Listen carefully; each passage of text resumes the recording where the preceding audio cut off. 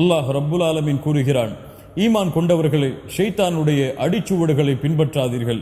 ஒரு அடி எடுத்து வைப்பீர்கள், ஷைத்தானுக்கு கட்டுப்பட்டு அடுத்த அடியை எடுக்க வைக்க சொல்லுவான். அடுத்தடி எடுத்து வைப்பீர்கள், அதனுடைய விபரீதத்துடைய எல்லைக்கு அவன் உங்களை அழைத்து சென்று விடுவான். அதனால் ஷைத்தானுடைய அடிச்சுவடுகளை பின்பற்றாதீர்கள் என்று அல்லாஹ் ரப்புல் ஆலமீன் மூமின்களுக்கு அறிவுரை செய்கிறான்.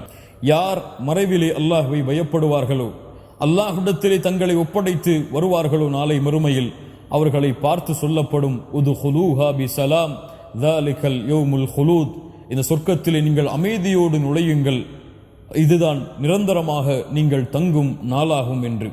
கண்ணியத்துக்குரியவர்களே, இந்த அழைப்பு எமக்கு நாளை மறுமையிலே அழைக்கப்பட வேண்டும் என்றால் அல்லாஹுவை பயந்து கொள்ளுங்கள், ஷைத்தானை அஞ்சிக் கொள்ளுங்கள், ஷைத்தானுடைய ஏவல்களை விட்டு எம்மை பாதுகாத்துக் கொள்ளுங்கள். சிறிய தவறுதானே, ஒரு பெண்ணிடத்திலே சலாம் கூறுவதுதானே, ஒரு பெண்ணை பார்ப்பதுதானே, ஒரு பெண்ணிடத்திலே தேவைக்காக பேசுவதுதானே, ஒரு பெண்ணிடத்திலே ஃபேஸ்புக்கிலும் வாட்ஸ்அப்பிலும் சேட்டிங் செய்வதுதானே என்று தவறுகளை செய்ய ஆரம்பித்தால் அந்த தவறு எம்மை எவ்வளவு தூரம் அழைத்து செல்லும் என்பதை இந்த புர்சீசாவுடைய வாழ்வு எமக்கு எடுத்து சொல்கிறது. அல்லாஹுவை அஞ்சிக் கொள்ளுவோம், அல்லாஹுவை பயந்து கொள்ளுவோம்.